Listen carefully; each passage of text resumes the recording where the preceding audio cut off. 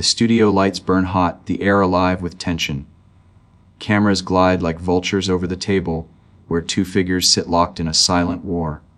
Pam Bondi flashes a tight, brittle smile, the kind of smile that hides panic. Papers shuffle in her hands, too fast, too loud. Across from her, Amy Klobuchar sits motionless, eyes calm, steady, surgical. The host tries to break the silence, his voice a tremor of control.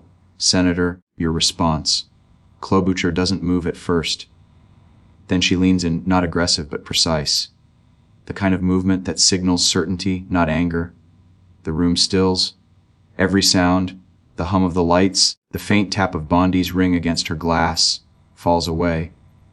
"If you truly believed in justice, Ms. Bondi," Klobuchar says, her tone low but cutting, "you wouldn't have done that?" A single syllable that detonates across the airwaves. Bondi blinks, caught between confusion and dread. She starts to answer, but the words never form. A ripple of murmurs runs through the audience. One reporter's jaw drops. On the control screen, producers whisper, "Clip that. We're leading with it." The host shifts in his seat, glancing between them, unsure if he should intervene or let the storm unfold. Klobuchar doesn't break her gaze.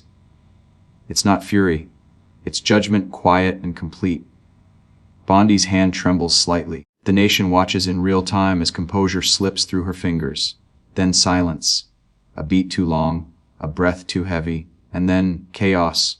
Social feeds light up like a supernova.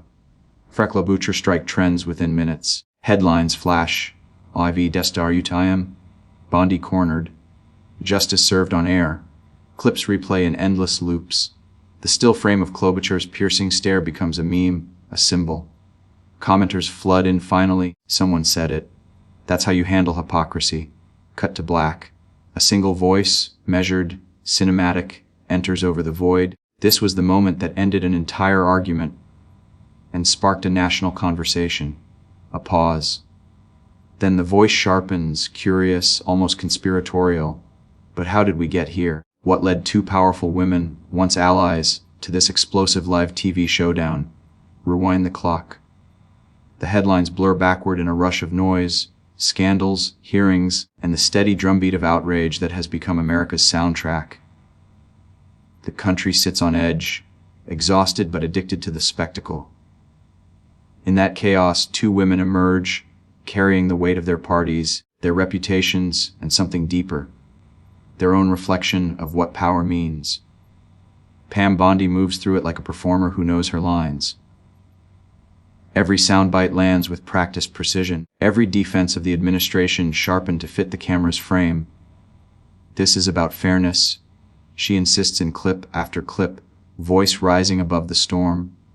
Her words are neat, polished, but hollow, like armor that's been worn too long to protect anything real. Behind her smile, you can almost hear the calculation, loyalty first, truth second.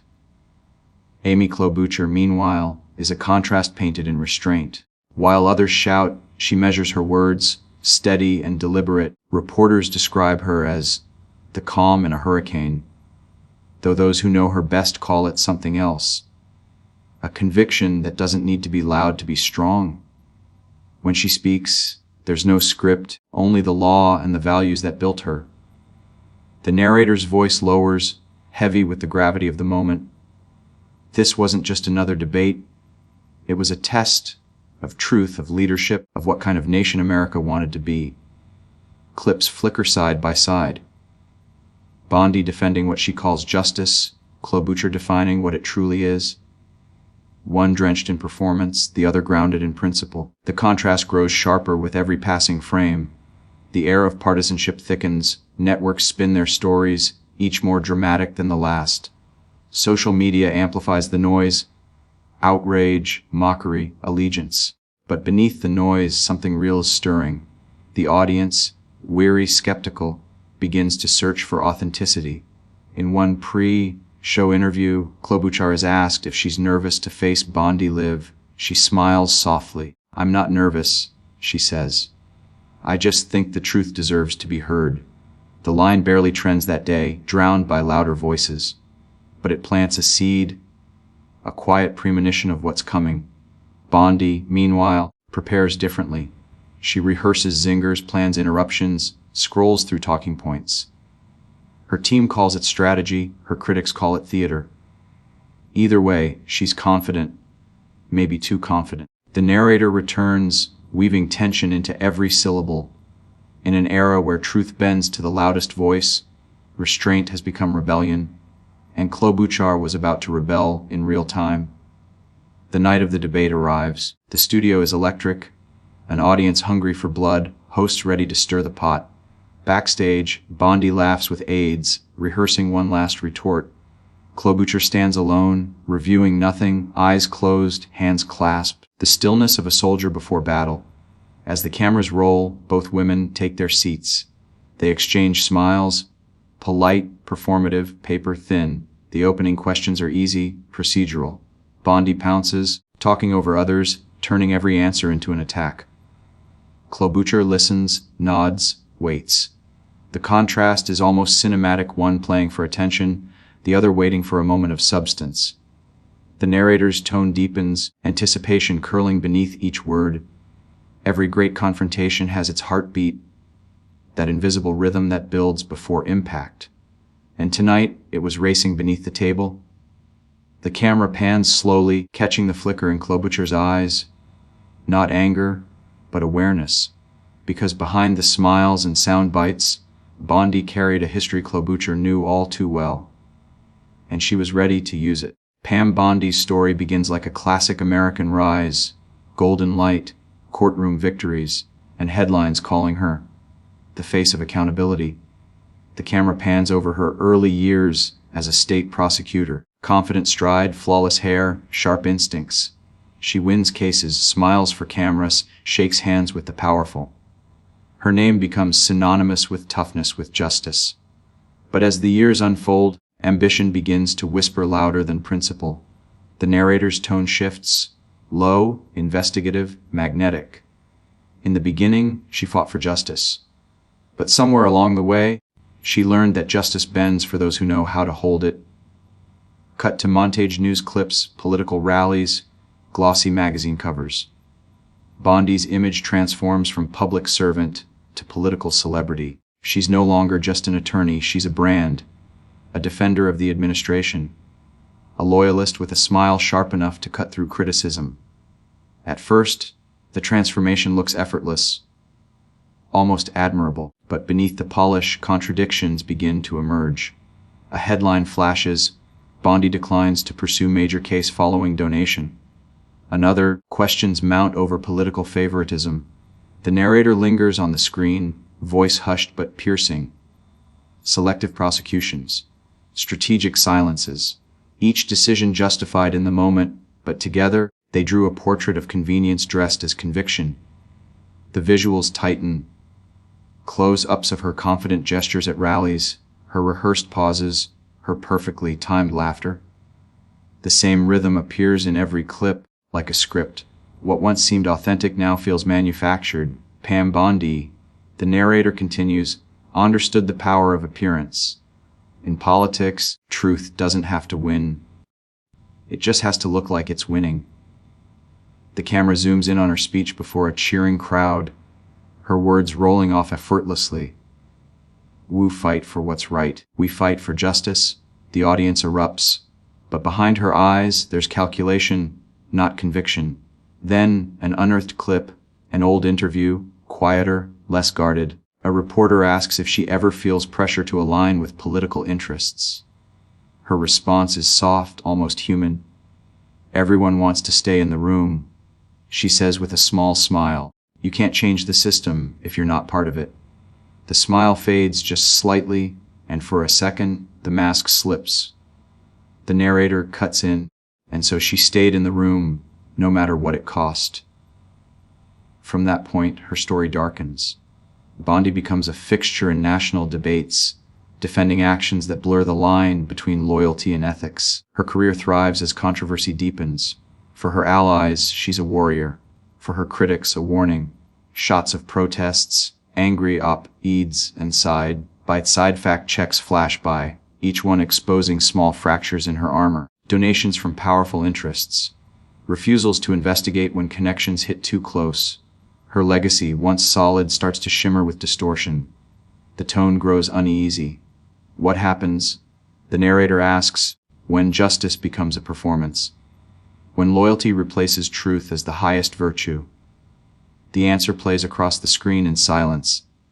Her laughing beside politicians she once vowed to scrutinize, smiling while headlines scream hypocrisy. The applause grows louder, but her eyes look further away. A final montage seals the dissent, her in court, confident, her at rallies, glowing, her in private, expression unreadable, as if calculating what the next version of herself needs to be. The music fades to a low, uneasy hum. Pam Bondi mastered the art of survival. The narrator says, voice steady, almost mournful, but survival without conscience leaves scars, the kind you can't hide behind charm or slogans. The frame freezes on a shot of her mid-speech, hands raised, frozen smile in place. Then, a whisper of unease. An investigative clip plays faintly in the background, journalists discussing inconsistencies in her record. One voice says, "It's strange, isn't it? The woman who built her career on justice now seems allergic to accountability." Bondi's defenders appear next, insisting she's misunderstood, that her critics are political. The narrator lets them speak, then pauses. "Maybe," he says. Or maybe the truth is simpler. Ambition has a gravity all its own. The screen dims to black, and white stills her headlines, her speeches, her unwavering allegiance. Each image feels heavier than the last. The voice returns, slow and deliberate. Every story has a turning point. The moment when ambition stops being a tool and becomes a trap. Pam Bondi had already crossed that line. She just didn't know it yet. The final image lingers: Bondi, smiling before the cameras, the crowd roaring, the flashbulbs blinding, but her gaze distant, as though searching for the person she used to be. And across the aisle, a very different kind of lawyer was watching, someone who believed that truth wasn't negotiable. The music softens. A lone piano, steady and thoughtful. The light changes from the blinding glare of political theater to something gentler, like morning sun through a kitchen window. The narrator's voice slows, no longer sharp, but grounded in warmth. Amy Klobuchar's story doesn't begin in the halls of power. It begins, but in the quiet neighborhoods of Minnesota, where the winters are long, the people are plain-spoken, and dignity isn't something you perform, it's something you practice. We see her childhood home, modest, neat, snow piled against the mailbox. Inside, a family gathered around a small table, the sound of a father's laughter echoing, then fading. Her father, a journalist, loved words, but also wrestled with demons. His struggle with alcoholism would shape her understanding of imperfection, forgiveness, and the quiet strength of perseverance. She learned early. The narrator says that justice isn't just what you fight for in courtrooms. It's what you fight for around dinner tables, when silence feels safer than truth. That lesson would follow her into every stage of her life. Cut to college. The young Amy with a stack of books, sharp but humble, always working, always listening. Friends remember her not for being the loudest in the room, but for remembering everyone's name, for asking questions that mattered. She made you feel like you were part of something bigger. One old classmate recalls, because she believed everyone had something to add. Law school comes next.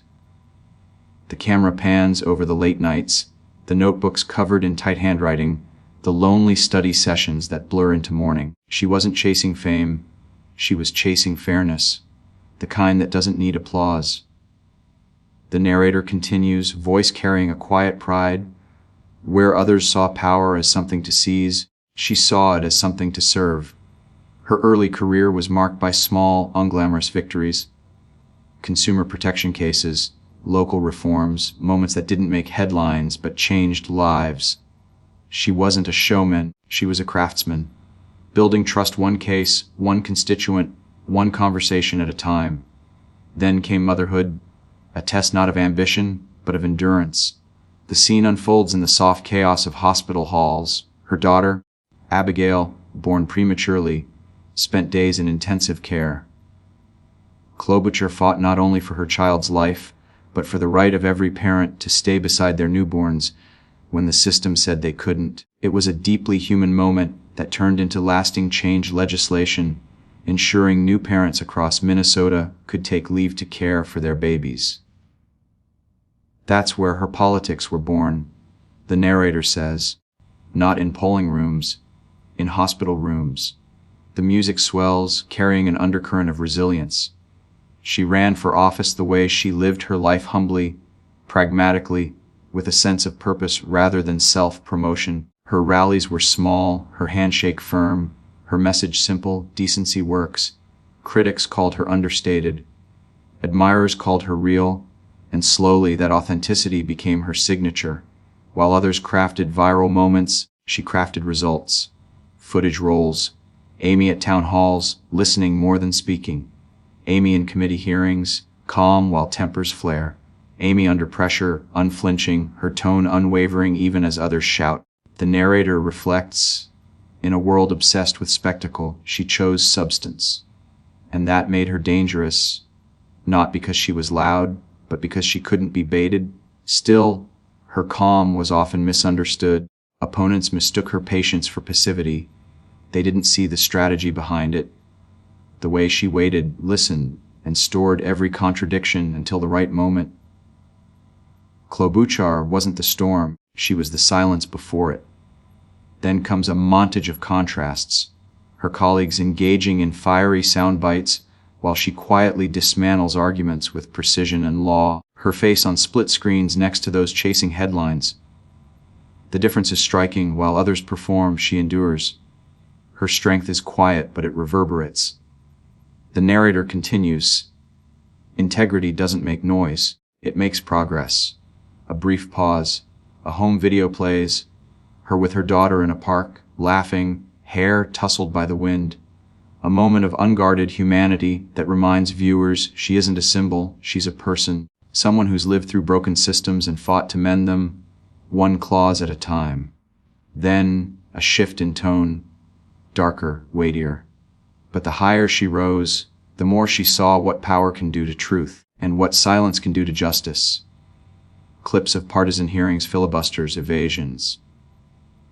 Her face watching, listening, that same controlled calm, the look of someone cataloging hypocrisy. She learned to wait, the narrator says, not because she was afraid to speak, but because she knew timing is power. Patience is a weapon. The music sharpens into a subtle pulse, building anticipation. She'd seen enough political theater to know when someone was acting, and Pam Bondi, with her rehearsed righteousness, was the latest performer on the stage. Archival footage shows Bondi on talk shows, animated and rehearsed, and Klobuchar in the background of hearings, quiet but focused. The observer everyone underestimates until it's too late. She watched, not with envy, but with resolve. The narrator adds, because she knew sooner or later the truth demands its moment, and when it came she would be ready. The final image is a close-up of Klobuchar's face. Steady, eyes narrowed, mouth set in quiet determination. The piano fades to a single note that hangs in the air. And when the cameras rolled that night, the narrator concludes, voice barely above a whisper, Klobuchar wasn't just responding to Bondi. She was confronting an entire culture of deflection. We're back under the lights. The crowd hums with anticipation. The kind of electricity that can only exist when everyone senses something's about to give. The moderator introduces the topic, his tone strained, as though even he knows civility won't last long. Pam Bondi smiles, already leaning forward, rehearsed lines coiled and ready to strike. Let's be clear, she begins, voice bright, cutting. What we're seeing here is nothing but political theater. My colleague can dress it up however she wants, but the facts are on our side. Her delivery is slick, almost gleeful. She interrupts, overlaps, steamrolls every attempt at nuance. Her rhythm is sharp, each sentence crafted to dominate airtime, each pause perfectly timed for applause. Cameras flash, Commentators exchange knowing glances. This is Bondi's comfort zone, chaos disguised as confidence. Klobuchar, however, sits still. One hand rests on the table, fingers barely tapping. She lets Bondi talk. Every exaggeration, every deflection, every half-truth, she gathers them like evidence. Bondi turns toward her, voice dripping with mock courtesy. "Senator, you've had years to get your facts straight, but it seems like you're still living in a fantasy version of America." A ripple of laughter breaks from Bondi's supporters in the audience. Klobuchar doesn't flinch. Her eyes stay locked on Bondi, patient, unyielding. The silence between their exchanges becomes its own kind of rebuttal, measured, strategic, unnerving. The narrator's voice threads through the tension. Sometimes power doesn't shout, it waits. Bondi keeps pushing. Her volume rises, her gestures widen, her tone edges toward aggression. The camera catches the faint twitch of frustration in her jaw.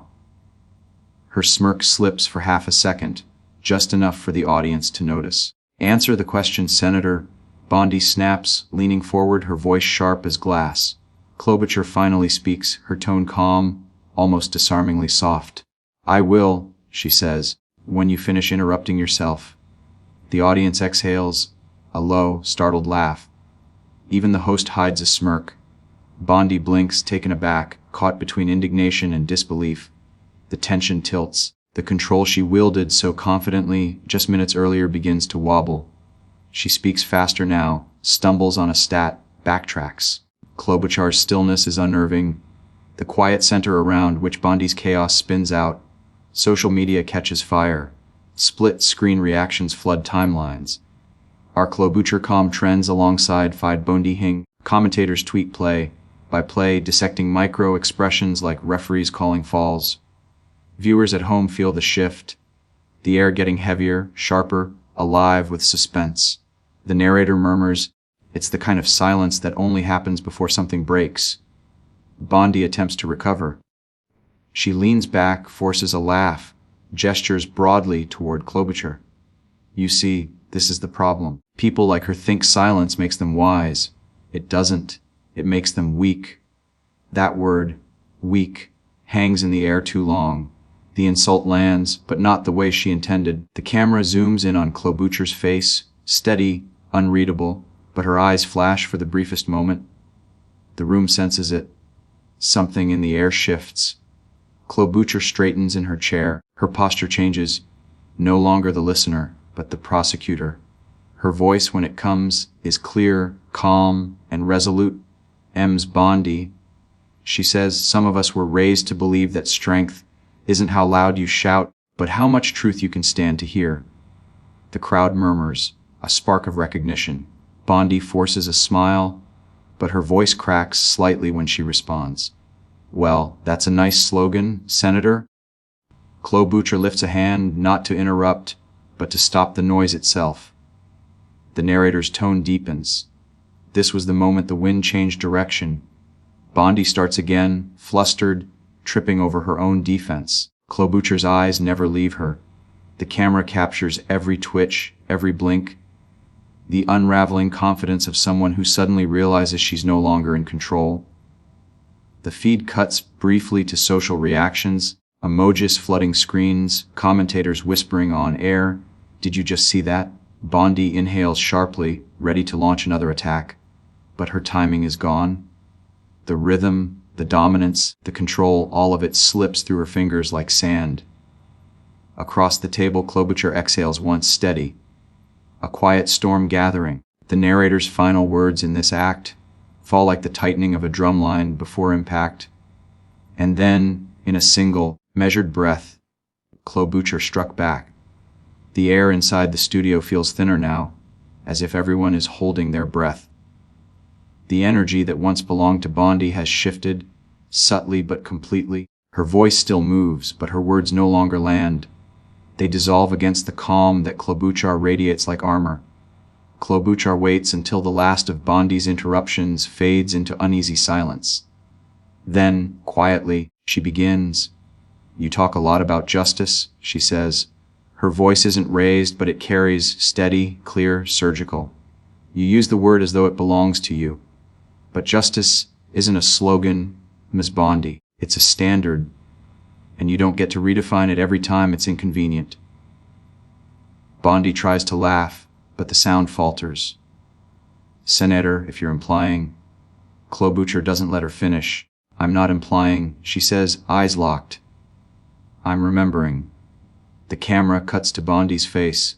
A flicker of uncertainty, the first visible crack. The crowd senses it too. Even the moderator stops pretending to steer the conversation. Klobuchar slides a document across the table. It's not grand, not theatrical, just a single printed statement. The camera zooms in a quote from Bondi herself, dated years earlier. You said, Klobuchar continues, reading it aloud, that the law must apply to everyone, even our friends, or it means nothing? She sets the paper down deliberate. I agree with that, completely. Bondi's lips part, but no sound comes out. Klobuchar doesn't gloat. She pauses, lets the silence stretch, long enough for the audience to fill it with their own conclusions. The narrator's voice enters softly, almost reverent. In that silence, you could hear years of evasion collapse under the weight of truth. The stillness is electric. Even through screens, viewers can feel it, that rare collision of truth and timing that turns a moment into history. Bondi stammers. That's taken out of context, Senator. Klobuchar tilts her head slightly, eyes narrowing just enough to signal control. Context, she says. Let's add it then. She gestures to the screen behind them. Producers, sensing the shift, cue a clip. Bondi appears on video, younger but unmistakable, passionately defending ethical consistency during her own tenure as Attorney General. Her voice from the past fills the studio. If we compromise integrity for convenience, we lose the very foundation of justice. The footage ends. Present day, Bondi sits frozen, forced to watch herself contradict herself in high definition. The audience's reaction isn't loud. It's sharp, collective, audible through the mics. A mix of shock, admiration, disbelief. Klobuchar leans forward slightly, her tone soft but unrelenting. So tell me, Ms. Bondi, when did that change? Bondi opens her mouth, then closes it again. The silence stretches again, thicker now, almost uncomfortable. Every camera in the room angles toward her. Even her own expression seems to betray her, the confidence replaced by something fragile, human, exposed. The narrator cuts through the silence, voice rising like a slow crescendo.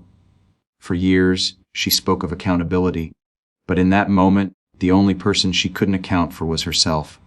Klobuchar doesn't move for several seconds. Then, quietly, you taught me something, you know. Justice isn't loud. It doesn't need to be. It just needs to be consistent. It's the kind of line that lands without force. It doesn't shout, it settles, like truth finding its rightful place. Bondi tries once more to recover. You can twist my words all you want, Senator, but the American people see through. Klobuchar interrupts, not harshly but decisively. They do, she says. That's exactly the point. The crowd gasps again, that subtle shift between audience and witness. The studio is no longer a debate stage, it's a courtroom, and the verdict is already being written across social feeds in real time. Fake Klobuchar truth begins trending within seconds. Commentators on live streams start cutting clips mid-broadcast, replaying the moment in slow motion. The handoff of power, the instant the narrative inverted. The narrator continues.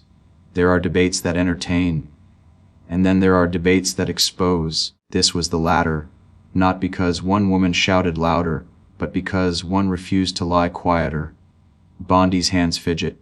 She tries to gather her papers, searching for a line, a phrase, anything that might rewrite what just happened. But it's too late. The crowd's silence is louder than applause. Klobuchar sits back, her expression neutral, almost serene. There's no triumph in her eyes, only clarity. You see, she says finally, the truth doesn't need spin doctors or slogans. It just needs time and a microphone. The room freezes again, and then, like a wave breaking, the reaction erupts. Applause. Gasps. The moderator, speechless. Cameras catching the raw faces of disbelief. Bondi forces a smile, but her hands betray her. Clasped too tight, knuckles white. She mutters something into her mic, but no one's listening. The narrative has shifted permanently, and everyone knows it. The narrator's tone builds with emotional resonance. In politics, image is power, until it meets integrity. And in that collision, we witnessed something rare, the undoing of arrogance by the quiet persistence of truth. The montage begins. Social media clips flooding the screen, news anchors fumbling for commentary, headlines forming in real time. Klobuchar ends debate with devastating precision, the calm before and after. The storm, Pam Bondi faces, her own words in viral showdown. Reaction videos surface within minutes, people cheering, crying, replaying the quote about consistency. Influencers dissect the composure, calling it the moment politics remembered its purpose. The scene cuts back to Klobuchar, still seated. The applause has faded, but the impact lingers. She takes a sip of water, folds her notes, and says quietly, almost to herself, "That's enough." It's not victory by volume, it's victory by virtue. The narrator lingers on her stillness. Her mic drop wasn't loud, it was lethal. A soft underscore rises, strings and piano, slow and cinematic. The camera pans across Bondi, her once bright demeanor dimmed, her gaze unfocused. The cost of ambition hangs in the air, visible, undeniable. Meanwhile, Klobuchar looks forward, expression calm. She doesn't smile. She doesn't need to. The narrator's final words in this act land with precision. In a world addicted to noise, silence had finally spoken, and it spoke with justice. The music swells, building tension again, not resolution, but anticipation. Because as powerful as the moment was, it wasn't the end, it was ignition. The final frame freezes on Klobuchar's face, resolute against the chaos swirling around her. Then the voice returns, quiet, foreboding, but the aftermath was even more explosive. The next morning, America woke up to a new kind of political hangover, not of exhaustion, but exhilaration. The confrontation had become unavoidable, unstoppable, inescapable. Every screen, every feed, every headline pulsed with the same energy. Klobuchar's calm precision versus Bondi's unraveling facade. It started online. Within minutes of the broadcast ending, the clip spread like wildfire. Chopped, looped, slowed, remixed. Someone on TikTok, since the moment Klobuchar said, "Justice doesn't need to be loud," to a heartbeat track. Millions watched it before sunrise. Another user cut together Bondi's reaction shot with a violin swell and captioned it, "When the receipts come for you, live on air." Hashtags flooded the digital bloodstream. Pat Klobuchar moment, fa justice served, fam mecdrop of thaticade. By morning, they weren't just trending, they were defining the day's discourse. Late-night hosts seized it instantly. One replayed the moment, pausing mid-frame to zoom in on Bondi's stunned expression. The audience howled as he quipped. You can almost see her realizing that Google remembers everything. Another joked, "Forget debates. This was a live audit."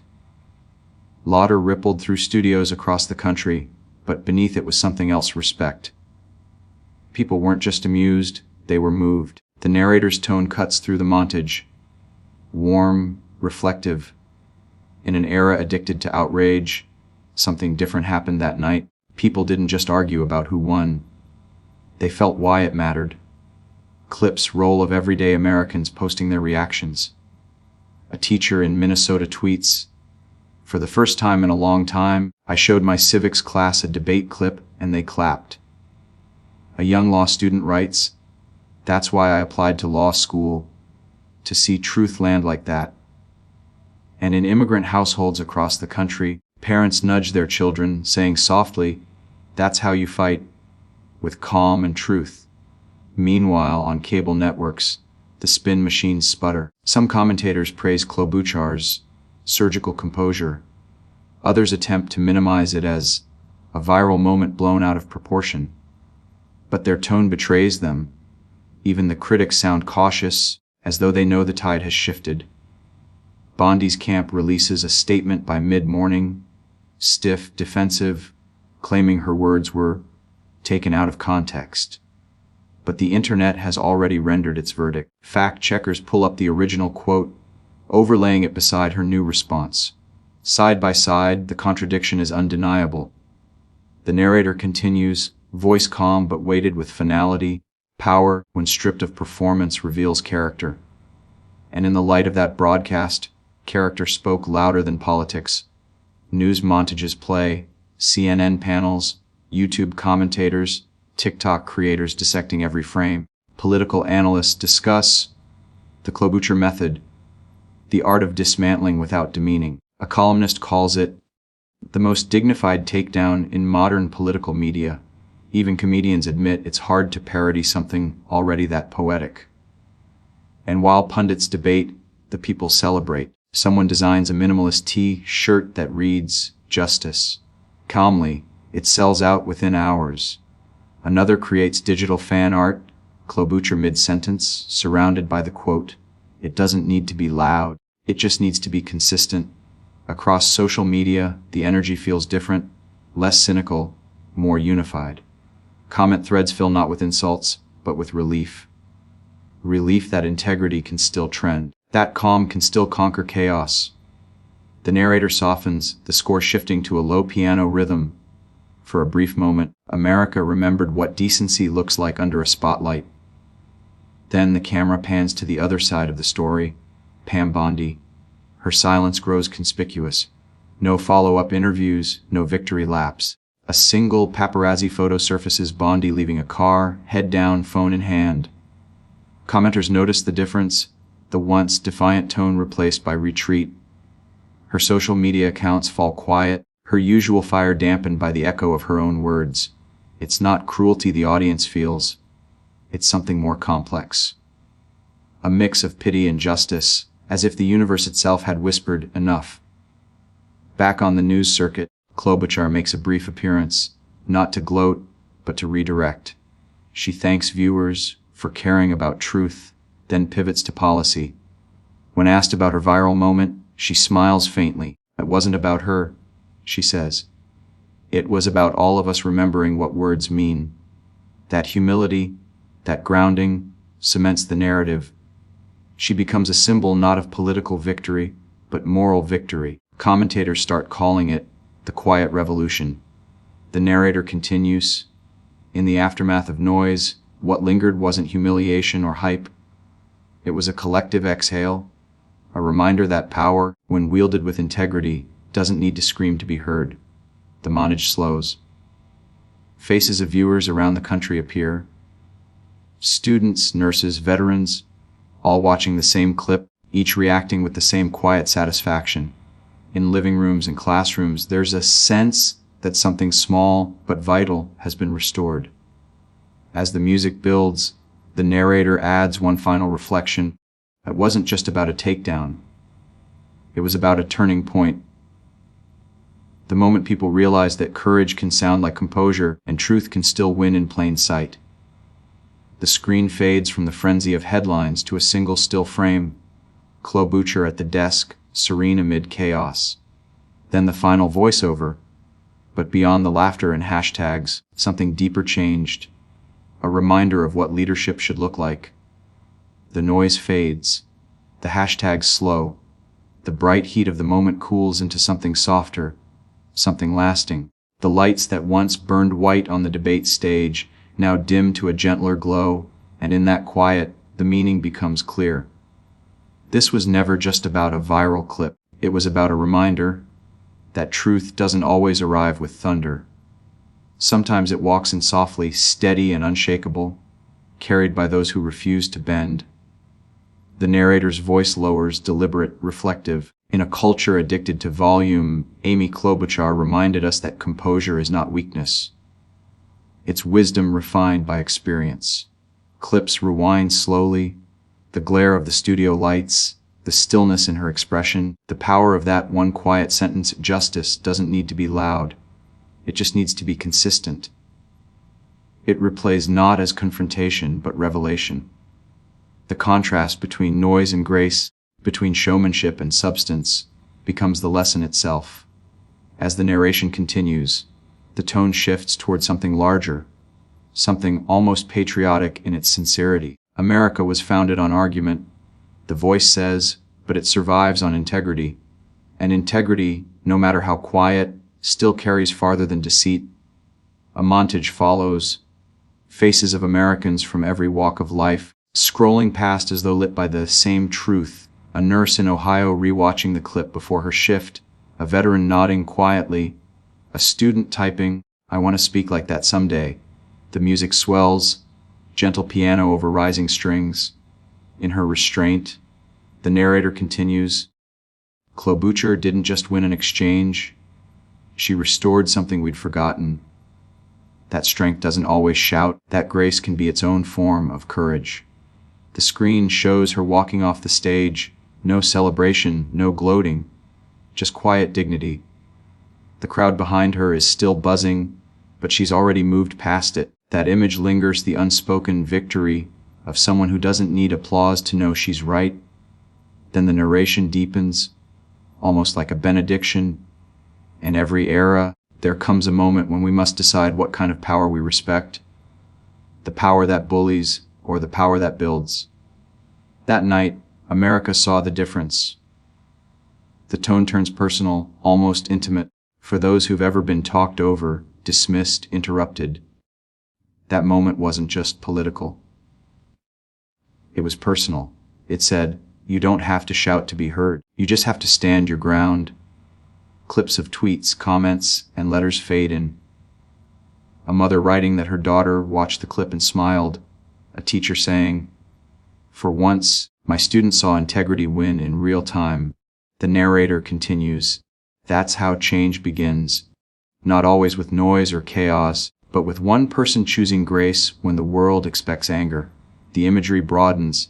City skylines, families around dinner tables, the American flag reflected in window glass. Because democracy, the voice continues, was never about who can yell the loudest. It's about who can listen, who can lead, and who can stay steady when the world demands spectacle. The camera pans over empty chairs in the studio, the echoes of the debate fading into silence. The memory remains, a single line cutting through time. "If you truly believed in justice, you wouldn't have done that." Now it sounds less like an attack and more like a plea for truth, for decency, for accountability. The narrator slows to a near whisper. You don't have to shout to win. Sometimes grace is the loudest weapon. The music softens to a hum, almost fading, but not completely. As the dust settled, the voice says, "A one truth stood tall, character still matters." In politics, in leadership, in life. A brief pause, and then the final line lands, calm but resolute. And maybe that's the real victory. Not the moment that went viral, but the reminder that even in chaos, dignity can still prevail. The image returns. That single, unshakable frame, Amy Klobuchar, poised across the table, eyes steady, words still echoing through the nation. "If you truly believed in justice, you wouldn't have done that." The moment that began in tension now stands as a symbol, not of humiliation, but of principle reclaiming its voice. The narrator's tone rises, rich with quiet triumph. In an era where truth is often drowned by noise, one act of calm conviction reminded millions that integrity still speaks the loudest. This wasn't just a debate. It was a declaration. A reminder that truth, when delivered with composure, cuts deeper than any insult ever could. Clips flicker. Crowds cheering, tweets flying, classrooms replaying the exchange, families nodding together at dinner tables. Across the spectrum, one emotion binds them all, hope. The narrator continues, the music swelling with warmth and purpose. Moments like this don't just go viral. They build something. They remind us of who we are and what we still believe in: justice, empathy, accountability, and grace. Then the tone turns direct, personal, a call not to an audience, but to a community. If you believe truth still has power, share this moment. Let's make integrity viral again. The camera lingers on Klobuchar's composed face, then fades to black as the final line lands. Because when dignity stands its ground, the whole world takes notice. A beat of silence. Then the outro graphics begin, clean, cinematic, resolute. The narrator's voice returns one last time, teasing what's next time. The showdown that silenced an entire panel.